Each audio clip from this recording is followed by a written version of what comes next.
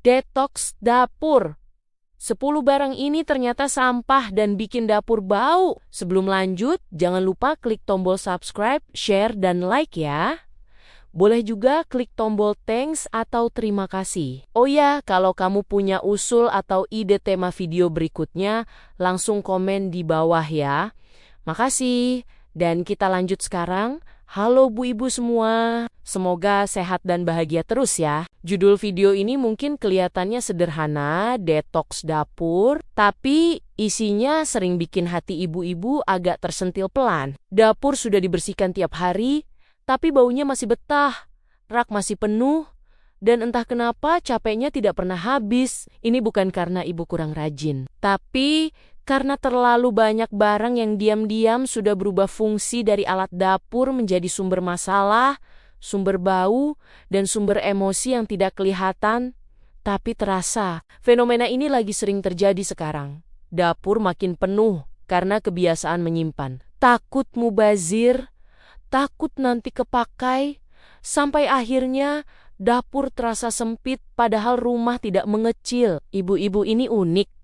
Sanggup buang mantan tapi susah buang spons bau. Bukan karena tidak tahu, tapi karena terlalu terbiasa berdamai dengan kekacauan kecil yang dianggap wajar. Padahal pelan-pelan menggerogoti kenyamanan sendiri. Pada video kali ini, pembahasan utamanya bukan sekadar buang barang, tapi mengembalikan fungsi dapur sebagai tempat yang menenangkan. Bukan tempat yang bikin napas panjang sebelum masuk. Detox dapur ini penting karena dampaknya bukan cuma ke dapur yang lebih bersih dan wangi, tapi ke kepala yang lebih ringan dan hati yang lebih lega. Dan itu relevan banget dengan kehidupan ibu-ibu hari ini yang dituntut rapi, multitasking, dan tetap waras di tengah dapur yang sering jadi saksi paling jujur kondisi rumah tangga. Barang pertama yang sering banget bikin dapur bau, tapi kita pura-pura tidak sadar, adalah spons cuci piring yang sudah uzur. Spons ini biasanya sudah berubah warna dari kuning cerah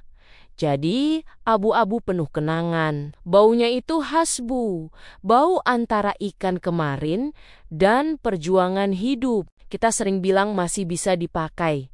Padahal setiap kali diperas, aromanya langsung naik ke hidung dan bikin mikir ulang soal hidup. Spons seperti ini, walaupun dicuci pakai sabun mahal, tetap saja menyimpan kuman. Setiap piring yang kita cuci, niatnya mau bersih, malah diajak kenalan sama bakteri lama. Ini bukan irit, ini sudah masuk fase mempertahankan barang tidak berguna. Barang kedua adalah lap dapur yang sudah terlalu setia menemani. Lap ini biasanya multifungsi, lap meja, lap kompor, lap tangan, bahkan kadang jatuh ke lantai dan tetap dipakai dengan keyakinan dicuci nanti. Masalahnya, lap ini sering sudah apek permanen. Dicuci pakai air panas pun baunya tetap kembali seperti mantan. Lap yang seperti ini bikin dapur tidak pernah benar-benar wangi. Kita capek-capek masak, tapi aroma yang tersisa bukan masakan,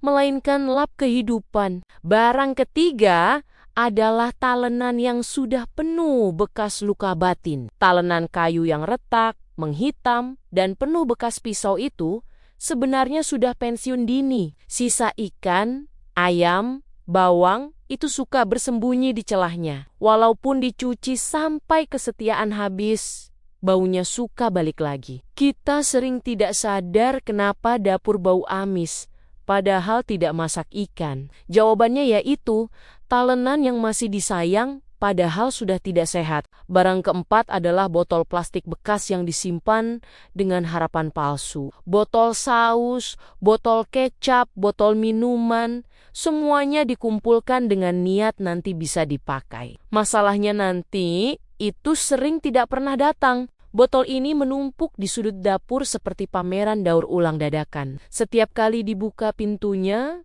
isinya tidak pernah berkurang, tapi malah nambah. Dapur jadi penuh.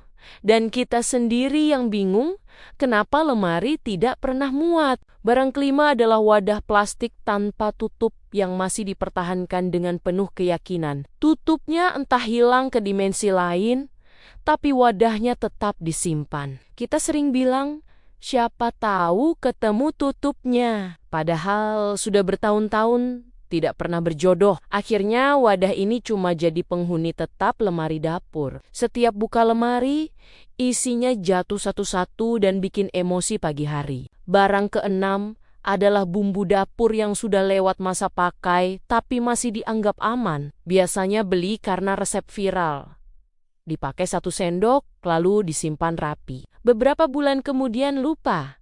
Bumbu bubuk ini aromanya berubah pelan-pelan. Kita masak niatnya bikin keluarga senang, tapi rasanya aneh dan baunya tidak jelas. Kadang kita kira salah resep, padahal bumbunya sudah minta dilepas. Barang ketujuh adalah peralatan dapur rusak yang disimpan karena rasa tidak tega. Pisau yang sudah tumpul tapi masih diajak potong bawang. Sutil yang meleleh ujungnya tapi tetap dipakai karena sayang. Setiap masak rasanya tidak nyaman, tapi tetap dipertahankan. Alat rusak ini bukan cuman bikin masak jadi ribet, tapi juga bikin dapur kelihatan tua sebelum waktunya. Barang kedelapan adalah kantong plastik yang jumlahnya sudah seperti stok warung.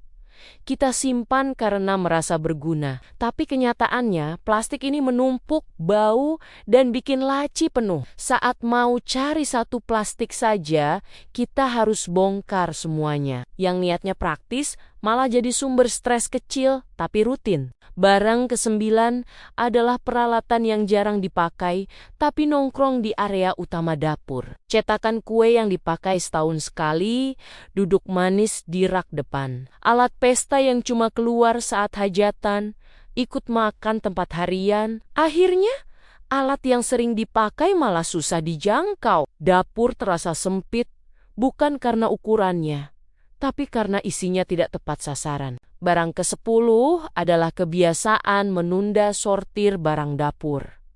Ini bukan benda, tapi efeknya paling besar. Kita sering bilang nanti saja, besok saja, tunggu sempat. Padahal setiap hari kita hadapi dapur yang sama dan rasa capek yang sama. Menunda itu kelihatannya ringan tapi menumpuk di kepala. Begitu mulai satu langkah kecil, ternyata tidak seseram yang dibayangkan. Sampai di titik ini, mungkin ada yang senyum kecil sambil melirik dapur sendiri, sambil mikir kenapa ya raknya tidak pernah kosong, walau isinya katanya cuma sebentar. Numpang, padahal numpang bertahun-tahun, dapur kadang mirip hati ibu-ibu. Isinya mungkin terlalu banyak, disimpan semua, jarang dibuang, akhirnya penuh sendiri. Di situ kita sadar, rapi itu bukan soal kuat-kuat menahan, tapi berani melepaskan yang sudah tidak perlu. Kalau dipikir-pikir, membuang barang dapur itu rasanya mirip diet.